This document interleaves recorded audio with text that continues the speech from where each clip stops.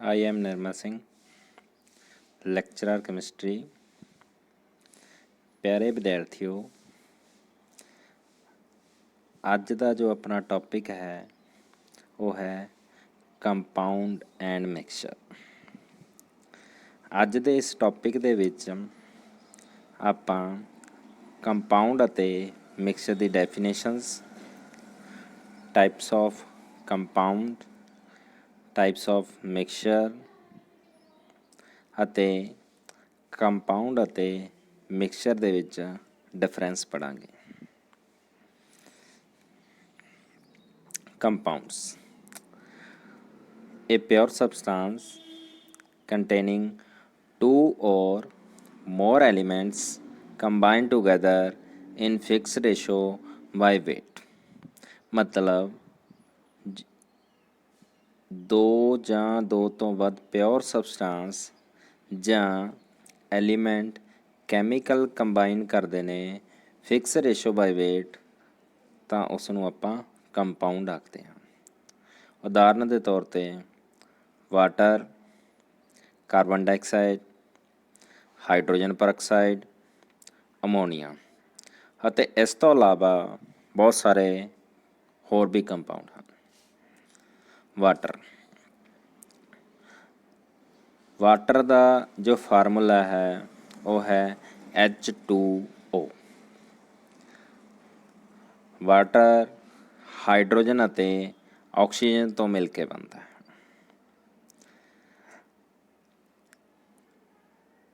Water ਦੇ ਵਿੱਚ 2 gram hydrogen ਅਤੇ 16 ਗ੍ਰਾਮ ਆਕਸੀਜਨ।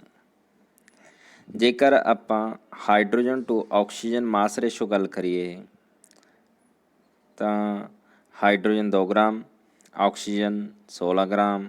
ਜੇ ਇਹਦੀ ਰੇਸ਼ੋ ਲਈਏ ਤਾਂ 1:8।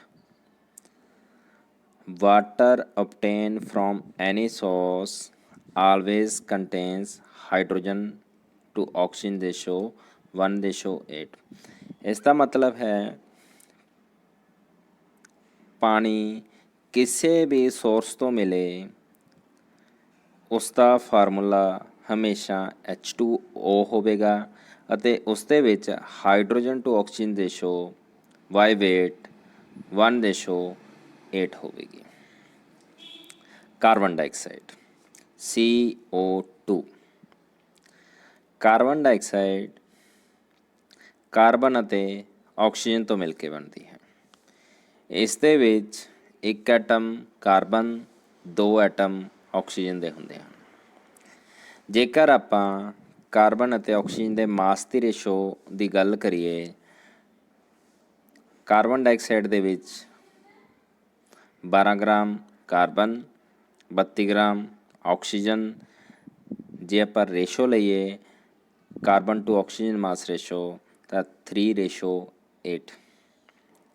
ਮਤਲਬ ਜੇਕਰ ਕਾਰਬਨ ਡਾਈਆਕਸਾਈਡ ਕਿਸੇ ਵੀ ਸੋਰਸ ਤੋਂ ਮਿਲਦੀ ਹੈ ਉਹ ਹਮੇਸ਼ਾ ਕਾਰਬਨ ਅਤੇ ਆਕਸੀਜਨ ਤੋਂ ਮਿਲ ਕੇ ਬਣੀ ਹੋਵੇਗੀ ਅਤੇ ਉਸ ਦੇ ਵਿੱਚ ਕਾਰਬਨ ਅਤੇ ਆਕਸੀਜਨ ਦੀ ਜੋ ਵੇਟ ਰੇਸ਼ੋ ਹੈ ਉਹ ਹਮੇਸ਼ਾ 3:8 ਹੋਵੇਗੀ।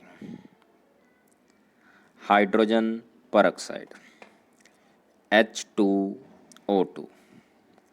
ਹਾਈਡਰੋਜਨ ਪਰਆਕਸਾਈਡ ਹਾਈਡਰੋਜਨ ਅਤੇ ਆਕਸੀਜਨ ਤੋਂ ਮਿਲ ਕੇ ਬਣਦਾ ਹੈ।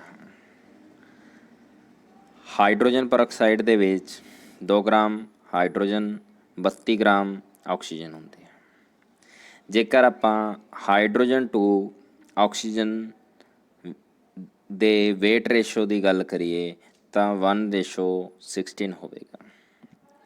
Hydrogen peroxide obtained from any source always contain hydrogen to oxygen ratio 1:16।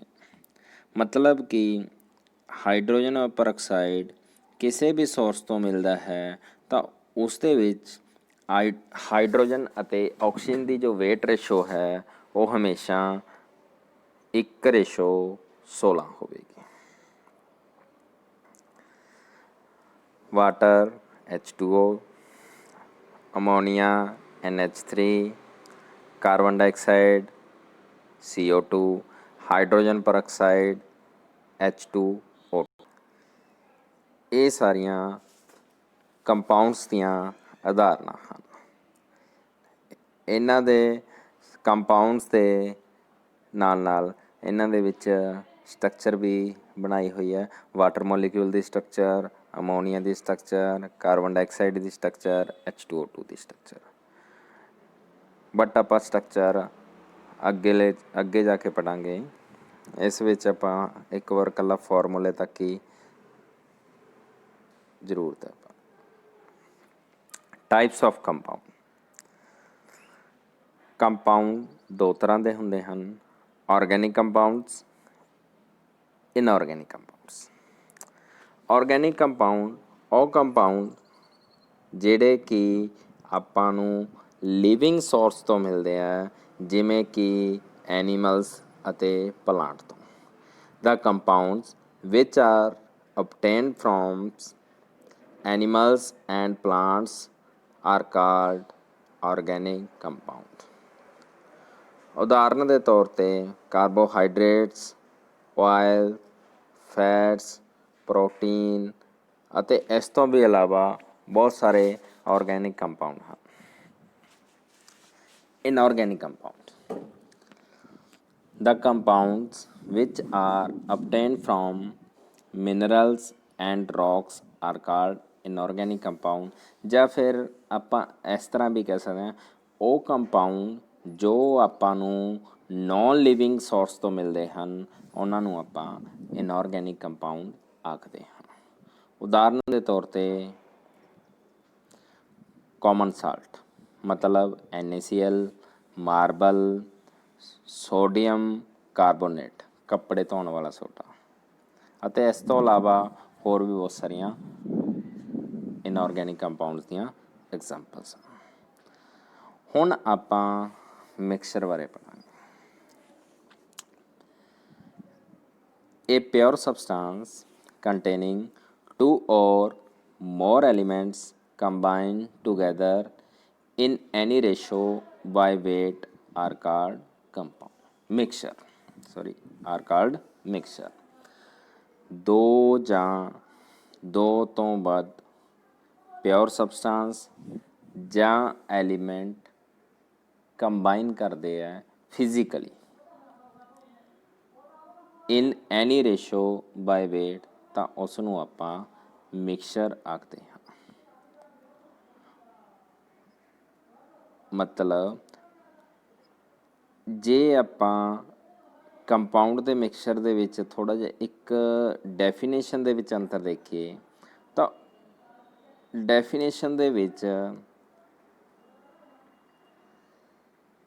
Compound ਦੇ ਵਿੱਚ ਜੋ ਪਿਓਰ ਸਬਸਟੈਂਸ ਜਾਂ ਐਲੀਮੈਂਟ ਦਾ ਵੇਟ ਸੀ ਉਹ ਫਿਕਸ ਰੇਸ਼ੋ ਸੀ। ਮਿਕਸਚਰ ਦੇ ਵਿੱਚ ਉਹ ਜੋ ਵੇਟ ਹੈ ਉਹ ਕਿਸੇ ਵੀ ਰੇਸ਼ੋ ਦੇ ਵਿੱਚ ਹੋ ਸਕਦਾ ਹੈ, ਉੱਥੇ ਕੋਈ ਕੰਪਲਸ਼ਨ ਨਹੀਂ ਹੈ। ਦੂਸਰਾ, ਜਿਹੜੇ ਉਹ ਕੰਪਾਊਂਡ ਸੀ ਉਸ ਦੇ ਵਿੱਚ ਉਹ ਕੈਮੀਕਲੀ ਕੰਬਾਈਨ ਕਰਦੇ ਸੀ, but in case of mixture ਜੋ ਪਿਓਰ ਸਬਸਟੈਂਸ ਜਾਂ ਐਲੀਮੈਂਟ ਕੰਬਾਈਨ ਕਰਨਗੇ ਉਹ ਕੈਮੀਕਲੀ ਨਹੀਂ ਕਰਨਗੇ, ਉਹ ਫਿਜ਼ੀਕਲੀ ਕੰਬਾਈਨ ਕਰਨਗੇ। ਉਦਾਹਰਨ ਦੇ ਤੌਰ 'ਤੇ ਏਅਰ, ਮਿਲਕ। ਇਸ ਤੋਂ ਇਲਾਵਾ ਹੋਰ ਵੀ ਬਹੁਤ ਸਾਰੀਆਂ ਮਿਕਸਚਰ ਦੀਆਂ ਉਦਾਹਰਨਾਂ ਹਨ, ਜਿਵੇਂ ਕਿ ਸ਼ੂਗਰ ਸੋਲਿਊਸ਼ਨ ਹੋ ਗਿਆ, ਸਾਲਟ ਸੋਲਿਊਸ਼ਨ ਹੋ ਗਿਆ। ਬਾਕੀ ਆਪਾਂ ਹੋਰ ਵੀ ਇਸ ਐਗਜ਼ਾਮਪਲਸ ਸਟੱਡੀ ਕਰਾਂਗੇ। Types of mixture. ਮਿਕਸਚਰ ਦੋ ਤਰ੍ਹਾਂ ਦਾ ਹੁੰਦਾ ਹੈ, ਹੋਮੋਜੀਨੀਅਸ ਮਿਕਸਚਰ, ਹੈਟਰੋਜੀਨੀਅਸ ਮਿਕਸਚਰ।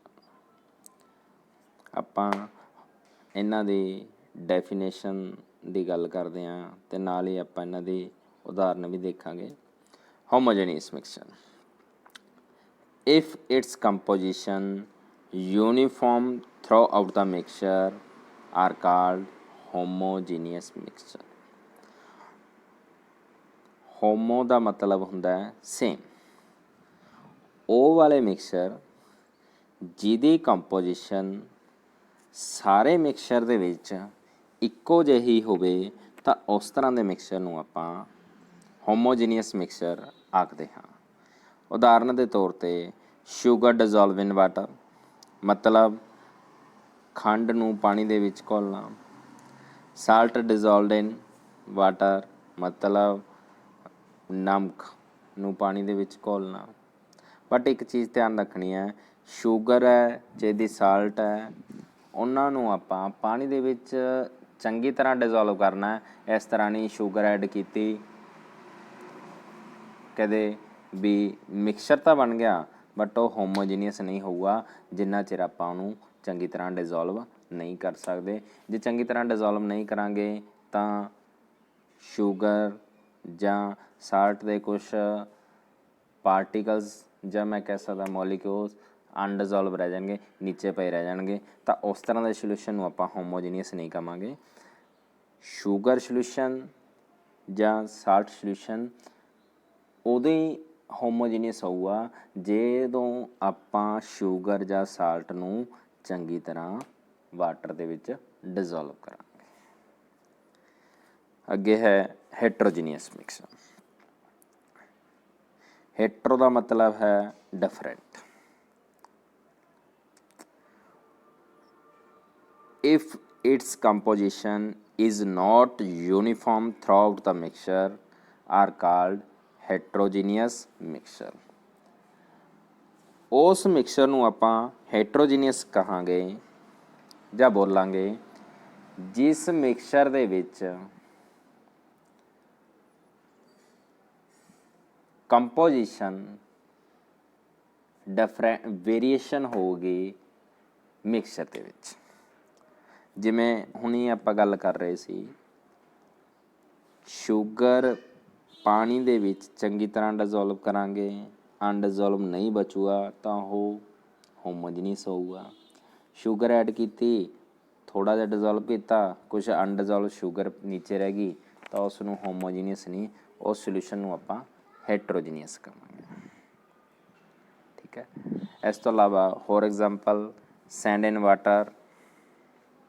ਸੈਂਡ ਰੇਤਾ ਡਿਜ਼ੋਲਵ ਕਰ ਲਓ ਪਾਣੀ ਦੇ ਵਿੱਚ, ਡਿਜ਼ੋਲਵ ਕੀਤਾ, ਡਿਜ਼ੋਲਵ ਕਰਕੇ ਹਟ ਜਾਓ। ਆਫਟਰ ਅ ਫਿਊ ਮਿੰਟਸ ਰੇਤਾ ਨੀਚੇ ਬੈਠ ਜਾਏਗਾ। ਪਾਣੀ ਦੇ ਵਿੱਚ ਰੇਤੇ ਦੀ ਹੈ ਜੋ ਕੰਪੋਜੀਸ਼ਨ ਹੈ ਉਹ ਵੇਰੀ ਕਰੇਗੀ, ਉੱਪਰ ਘੱਟ ਹੋਵੇਗਾ, ਨੀਚੇ ਜ਼ਿਆਦਾ ਹੋਵੇਗਾ, ਤਾਂ ਇਸ ਤਰ੍ਹਾਂ ਦੇ ਮਿਕਸਚਰ ਨੂੰ ਆਪਾਂ ਹੈਟਰੋਜੀਨੀਅਸ ਮਿਕਸਚਰ ਆਖਦੇ ਹਾਂ। ਚਾਕ ਡਿਜ਼ੋਲਵ ਇਨ ਵਾਟਰ, ਚਾਕ ਵੀ ਚੰਗੀ ਤਰ੍ਹਾਂ ਡਿਜ਼ੋਲਵ ਨਹੀਂ ਕਰਦਾ ਪਾਣੀ ਦੇ ਵਿੱਚ, ਡਿਜ਼ੋਲਵ ਕੀਤਾ, ਡਿਜ਼ੋਲਵ ਕਰਨਾ ਛੱਡ ਦਿਓ, ਕੁਛ ਮਿੰਟਸ ਬਾਅਦ ਹੀ ਚਾਕ ਨੀਚੇ ਬਹਿ ਜਾਏਗਾ ਜੋ, ਤਾਂ ਉਹਦੇ ਵਿੱਚ ਵੀ ਜਿਹੜਾ ਆਪਣਾ ਮਿਕਸਚਰ ਬਣੇਗਾ ਉਹ ਕੀ ਹੋਵੇਗਾ, ਹੈਟਰੋਜੀਨੀਅਸ ਹੋਵੇਗਾ। ਹੋਮੋਜੀਨੀਅਸ ਦੀਆਂ ਐਗਜ਼ਾਮਪਲਸ ਸਾਲਟ ਵਾਟਰ, ਮਤਲਬ ਨਮਕ ਡਿਜ਼ੋਲਵ ਕੀਤਾ ਹੋਇਆ ਪਾਣੀ ਦੇ ਵਿੱਚ। ਤੁਸੀਂ ਧਿਆਨ ਨਾਲ ਦੇਖੋ, ਲਗਭਗ ਆਪਾਂ ਨੂੰ ਸਾਰੇ ਕਿਤੇ ਦੇਖਣ ਦੇ ਵਿੱਚ ਵੀ ਲੱਗ ਰਿਹਾ ਵੈਸੇ, ਬਟ ਆਪਾਂ ਦੇਖ ਕੇ ਨਹੀਂ ਦੱਸ ਸਕਦੇ ਕਿਹੜਾ ਸੋਲਿਊਸ਼ਨ ਆਪਣਾ ਹੋਮੋਜੀਨੀਅਸ ਅਤੇ ਕਿਹੜਾ ਹੈਟਰੋਜੀਨੀਅਸ ਹੈ। ਸ਼ੂਗਰ ਸੋਲਿਊਸ਼ਨ ਹੋਮੋਜੀਨੀਅਸ ਮਿਕਸਚਰ ਦੀਆਂ ਐਗਜ਼ਾਮਪਲਸ, ਹੈਟਰੋਜੀਨੀਅਸ ਸੈਂਡ ਇਨ ਵਾਟਰ ਹੈ। ਵੈਸੇ ਇਹਦੇ ਵਿੱਚ ਦੇਖਣ 'ਚ ਹੀ ਪਤਾ ਲੱਗ ਰਿਹਾ ਦੋਨੇ ਪਿਕਚਰ ਦੇ ਵਿੱਚ, ਫਸਟ ਪਿਕਚਰ ਦੇ ਵਿੱਚ ਉੱਪਰ ਵੀ ਸੈਂਡ ਹੈ, ਨੀਚੇ ਵੀ ਸੈਂਡ ਹੈ, ਬਟ ਸੈਂਟਰ ਦੇ ਵਿੱਚ ਜੋ ਸੈਂਡ ਹੈ ਬਹੁਤ ਘੱਟ ਹੈ, ਬਟ ਥੋੜ੍ਹੀ ਬਹੁਤ ਉੱਥੇ ਵੀ ਹੈ। ਕੰਪੋਜੀਸ਼ਨ ਵੇਰੀਏਸ਼ਨ ਸ਼ੋ ਹੋ ਰਹੀ ਹੈ ਆਪਾਂ ਨੂੰ, ਤਾਂ ਇਹਦਾ ਮਤਲਬ ਜੋ ਇਹ ਮਿਕਸਚਰ ਹੈ ਉਹ ਕੀ ਹੈ, ਹੈਟਰੋਜੀਨੀਅਸ।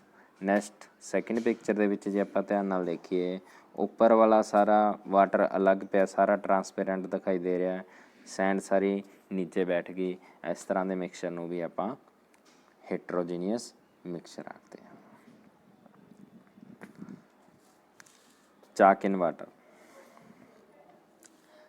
ਚੌਕ ਡਿਜ਼ੋਲਵ ਕਰਤਾ ਆਪਾਂ ਵਾਟਰ ਦੇ ਵਿੱਚ, ਜੋ ਫਸਟ ਪਿਕਚਰ ਹੈ ਉਹਦੇ ਵਿੱਚ ਡਿਜ਼ੋਲਵ ਕੀਤਾ ਬਟ ਕੁਛ ਟਾਈਮ ਲਈ ਜੇ ਆਪਾਂ ਉਹਨੂੰ ਰੱਖ ਦਈਏ ਤਾਂ ਸੈਕਿੰਡ ਡਾਇਗਰਾਮ ਦੇ ਵਿੱਚ ਆਪਾਂ ਨੂੰ ਸ਼ੋ ਹੋ ਰਿਹਾ, ਸੋਰੀ ਡਾਇਗਰਾਮ ਨਹੀਂ, ਪਿਕਚਰ ਦੇ ਵਿੱਚ ਸ਼ੋ ਹੋ ਰਿਹਾ ਹੈ, ਚੱਕ ਨੀਚੇ ਬੈਠ ਗਿਆ, ਪਾਣੀ ਉਸੇ ਤਰ੍ਹਾਂ ਹੀ ਹੈ, ਉੱਪਰ ਕੰਪੋਜੀਸ਼ਨ ਅਤੇ ਨੀਚੇ ਕੰਪੋਜੀਸ਼ਨ ਦੇ ਵਿੱਚ ਡਿਫਰੈਂਸ ਹੈ। ਤਾਂ ਇਸ ਤਰ੍ਹਾਂ ਦੇ ਮਿਕਸਚਰ ਨੂੰ ਵੀ ਆਪਾਂ ਹੈਟਰੋਜੀਨੀਅਸ ਮਿਕਸਚਰ ਆਖਦੇ ਹਾਂ। ਹੁਣ ਆਪਾਂ ਪਿਆਰੇ ਵਿਦਿਆਰਥੀਓ, ਮੈਨੂੰ ਲੱਗਦਾ ਹੁਣ ਇਹਨਾਂ ਐਗਜ਼ਾਮਪਲ ਦੇ ਨਾਲ ਤੁਹਾਨੂੰ ਹੋਰ ਵੀ ਜ਼ਿਆਦਾ ਕਲੀਅਰ ਹੋ ਗਿਆ ਹੋਵੇਗਾ। ਹੁਣ ਆਪਾਂ difference between compound and mixture ਬਾਰੇ ਪੜ੍ਹਾਂਗੇ। ਠੀਕ ਹੈ, ਇੱਕ ਗੱਲ ਦਾ ਧਿਆਨ ਰੱਖਣਾ, ਮੋਸਟ ਇੰਪੋਰਟੈਂਟ ਟੌਪਿਕ ਹੈ ਇਹ, ਜ਼ਿਆਦਾਤਰ ਪੇਪਰ ਦੇ ਵਿੱਚ ਕੁਐਸਚਨ ਆਉਂਦਾ ਹੈ। ਜਦੋਂ ਵੀ ਆਪਾਂ ਨੂੰ ਡਿਫਰੈਂਸ ਆਉਂਦਾ ਹੈ ਤਾਂ ਸਭ ਤੋਂ ਪਹਿਲਾ ਡਿਫਰੈਂਸ ਆਪਾਂ ਉਹਨਾਂ ਦੀ ਡੈਫੀਨੇਸ਼ਨ ਦੇਵਾਂਗੇ, ਜੇ ਉਹਦਾ ਡਿਫਰੈਂਸ ਕੰਪਾਊਂਡ ਐਂਡ ਮਿਕਸਚਰ ਹੋਵੇ ਜਾਂ ਫਿਰ ਇਸ ਤੋਂ ਇਲਾਵਾ ਹੋਰ ਵੀ ਹੋ ਸਕਦਾ।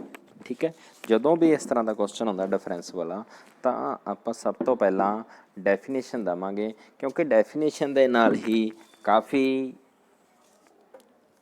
ਕਲੀਅਰ ਹੋ ਜਾਂਦਾ ਵੀ ਬੱਚੇ ਨੂੰ ਕਿੰਨਾ ਕੁ ਆਉਂਦਾ।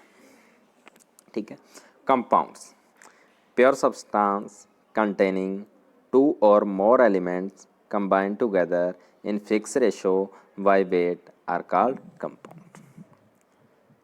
ਮਤਲਬ ਵੈਸੇ ਆਪਾਂ ਸਟੱਡੀ ਕਰ ਚੁੱਕੇ ਹਾਂ, ਜਦੋਂ ਦੋ ਜਾਂ ਦੋ ਤੋਂ ਵੱਧ ਪਿਓਰ ਸਬਸਟਾਂਸ ਜਾਂ ਐਲੀਮੈਂਟ ਕੰਬਾਈਨ ਕਰਦੇ ਆ ਫਿਕਸ ਰੇਸ਼ੋ ਬਾਈ ਵੇਟ, ਤਾਂ ਉਸ ਨੂੰ ਆਪਾਂ ਕੀ ਕਹਿੰਦੇ ਹਾਂ, ਕੰਪਾਊਂਡ ਆਖਦੇ ਹਾਂ। Mixture, pure substance containing two or more elements combined together in any ratio by weight are called mixture। ਪਹਿਲੇ ਡੈਫੀਨੇਸ਼ਨ ਦੇ ਵਿੱਚ ਆਪਾਂ ਨੂੰ ਇਹ ਪਤਾ ਲੱਗ ਰਿਹਾ ਕਿ ਕੰਪਾਊਂਡਸ ਦੇ ਵਿੱਚ ਜੋ ਐਲੀਮੈਂਟਸ ਜਾਂ ਪਿਓਰ ਸਬਸਟਾਂਸ ਕੰਬਾਈਨ ਕਰਦੇ ਆ ਉਹ ਫਿਕਸ ਰੇਸ਼ੋ ਬਾਈ ਵੇਟ ਕਰਦੇ ਆ। ਇਨ ਕੇਸ ਆਫ ਮਿਕਸਚਰ ਉਹ ਕਿਸੇ ਵੀ ਰੇਸ਼ੋ ਦੇ ਵਿੱਚ ਕੰਬਾਈਨ ਕਰ ਸਕਦੇ ਨੇ। Second, compound always homogeneous in nature.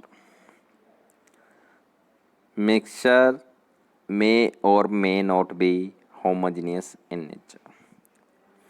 ਹੁਣ ਦੂਸਰੇ ਪੁਆਇੰਟ ਦੀ ਆਪਾਂ ਗੱਲ ਕਰੀਏ, ਕੰਪਾਊਂਡ ਹਮੇਸ਼ਾ ਹੀ ਹੋਮੋਜੀਨੀਅਸ ਹੋਣਗੇ। Compounds R always homogeneous in nature, but mixture homogeneous भी हो सकता है ते नहीं भी। Properties of the compound are quite different from its constituents। compounds ਦੇ ਵਿੱਚ compound ਦੀ property ਉਸ ਦੇ ਕੌਨਸਟੀਚੁਐਂਟ ਪਾਰਟੀਕਲਸ ਦੇ ਇੰਡੀਪੈਂਡੈਂਟ ਹੋਵੇਗੀ। ਉਦਾਹਰਨ ਦੇ ਤੌਰ 'ਤੇ ਵਾਟਰ ਹਾਈਡਰੋਜਨ ਅਤੇ ਆਕਸੀਜਨ ਤੋਂ ਮਿਲ ਕੇ ਬਣਦਾ ਹੈ। ਜਦੋਂ ਆਕਸੀਜਨ ਅਤੇ ਹਾਈਡਰੋਜਨ ਕੰਬਾਈਨ ਕਰ ਗਏ ਵਾਟਰ ਬਣ ਗਿਆ। ਵਾਟਰ ਦੇ ਵਿੱਚ ਆਪਾਂ ਟੇਸਟ ਕਰਕੇ ਇਹ ਨਹੀਂ ਦੱਸ ਸਕਦੇ ਕਿ ਉਹ ਹਾਈਡਰੋਜਨ ਅਤੇ ਆਕਸੀਜਨ ਤੋਂ ਮਿਲ ਕੇ ਬਣਿਆ।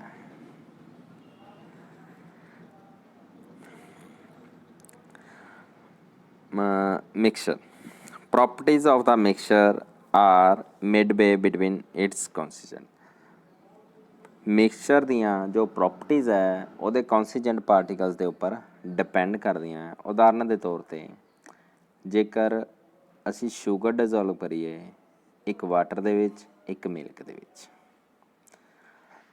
ਅਸੀਂ ਟੇਸਟ ਕਰਕੇ ਦੇਖੀਏ ਦੋਨੇ ਮਿਕਸਚਰ ਨੂੰ, ਟੇਸਟ ਕਰਨ 'ਤੇ ਪਤਾ ਚੱਲ ਜਾਏਗਾ ਕਿ ਜੋ ਸ਼ੂਗਰ ਡਿਜ਼ੋਲਵ ਕੀਤੀ ਹੈ ਉਹ ਵਾਟਰ ਦੇ ਵਿੱਚ ਕੀਤੀ ਹੈ ਜਾਂ ਮਿਲਕ ਦੇ ਵਿੱਚ।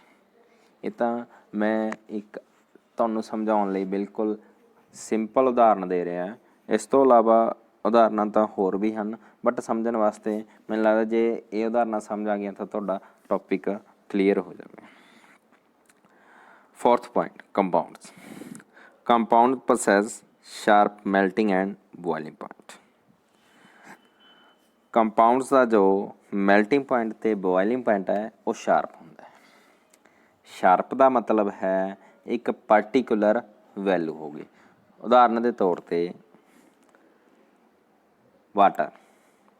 ਵਾਟਰ ਦਾ ਜਿਹੜਾ ਮੈਲਟਿੰਗ ਪੁਆਇੰਟ ਹੈ ਉਹ 0 ਡਿਗਰੀ ਸੈਲਸੀਅਸ ਹੁੰਦਾ ਹੈ, ਜੋ ਬੋਇਲਿੰਗ ਪੁਆਇੰਟ ਹੈ ਉਹ 100 ਡਿਗਰੀ ਸੈਲਸੀਅਸ ਹੁੰਦਾ ਹੈ। ਕਿਸੇ ਵੀ ਸੋਰਸ ਤੋਂ ਵਾਟਰ ਅਬਟੇਨ ਹੋਵੇ ਉਹਦਾ ਜੋ ਮੈਲਟਿੰਗ ਪੁਆਇੰਟ ਹੈ ਅਤੇ ਬੋਇਲਿੰਗ ਪੁਆਇੰਟ ਹੈ ਹਰ ਵਾਰ 0 ਡਿਗਰੀ ਸੈਲਸੀਅਸ ਅਤੇ 100 ਡਿਗਰੀ ਸੈਲਸੀਅਸ ਹੋਵੇਗਾ। ਬਟ ਇੱਕ ਕੰਡੀਸ਼ਨ ਹੈ, ਜਿਹੜਾ ਵਾਟਰ ਹੈ ਉਹ ਪਿਓਰ ਫਾਰਮ ਦੇ ਵਿੱਚ ਹੋਣਾ ਚਾਹੀਦਾ, ਉਹਦੇ ਵਿੱਚ ਹੋਰ ਕੁਛ ਨਹੀਂ ਮਿਕਸ ਹੋਣਾ। Mixture, fourth point, mixture do not possess sharp melting and boiling point। Mixture ਦਾ ਜੋ ਮੈਲਟਿੰਗ ਪੁਆਇੰਟ ਅਤੇ ਬੋਇਲਿੰਗ ਪੁਆਇੰਟ ਹੁੰਦਾ ਸ਼ਾਰਪ ਨਹੀਂ ਹੁੰਦਾ।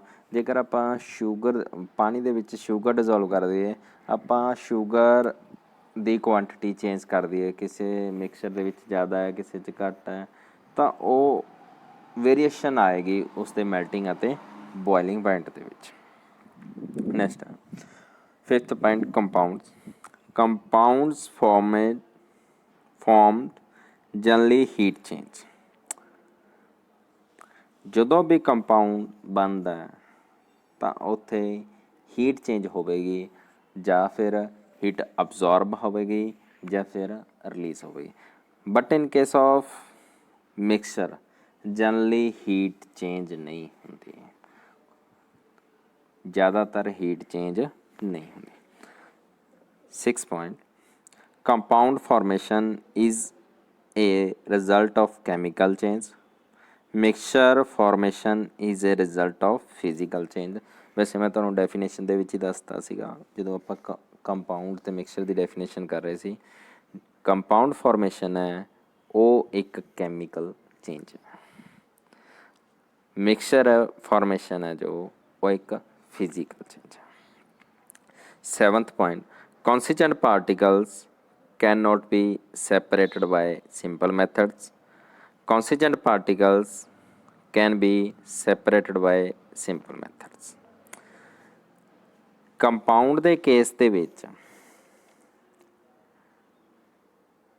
ਕੌਨਸਟੀਟਿਊਐਂਟ ਪਾਰਟੀਕਲਸ ਨੂੰ ਆਪਾਂ ਸੈਪਰੇਟ ਕਰਨਾ ਈਜ਼ੀ ਨਹੀਂ ਹੈ, ਕਰ ਸਕਦੇ ਹਾਂ ਬਟ ਈਜ਼ੀ ਨਹੀਂ ਹੈ। But in case of mixture ਆਪਾਂ ਉਹਨਾਂ ਨੂੰ ਈਜ਼ਲੀ ਸੈਪਰੇਟ ਕਰ ਸਕਦੇ ਹਾਂ। ਉਦਾਹਰਨ ਦੇ ਤੌਰ 'ਤੇ ਕੰਪਾਊਂਡ ਦੀ ਗੱਲ ਕਰੀਏ, H2O ਵਾਟਰ ਹੈ ਜੋ ਹਾਈਡਰੋਜਨ ਅਤੇ ਆਕਸੀਜਨ ਤੋਂ ਮਿਲ ਕੇ ਬਣਿਆ। ਹੁਣ ਆਪਾਂ ਜੇ ਹਾਈਡਰੋਜਨ ਅਤੇ ਆਕਸੀਜਨ ਨੂੰ ਸੈਪਰੇਟ ਕਰਨਾ ਹੈ, ਇਹ ਇੱਕ ਸਿੰਪਲ ਪ੍ਰੋਸੈਸ ਨਹੀਂ ਹੈ, ਇਹਦੇ ਵਿੱਚ ਆਪਾਂ ਨੂੰ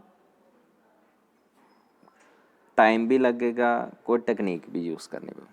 but in case of mixture ਜੇਕਰ ਆਪਾਂ ਸਾਲਟ ਇਨ ਵਾਟਰ ਹੈ, ਮਤਲਬ ਨਮਕ ਪਾਣੀ ਦੇ ਵਿੱਚ ਡਿਜ਼ੋਲਵ ਕੀਤਾ ਹੈ, ਉਹਨਾਂ ਨੂੰ ਸੈਪਰੇਟ ਕਰਨਾ ਈਜ਼ੀ ਹੈ। ਉਹਨੂੰ ਹੀਟ ਕਰ ਦਿਓ, ਵਾਟਰ ਵੈਪਰੇਟ ਕਰ ਜਾਏਗਾ, ਸਾਲਟ ਰਹਿ ਜਾਏਗਾ।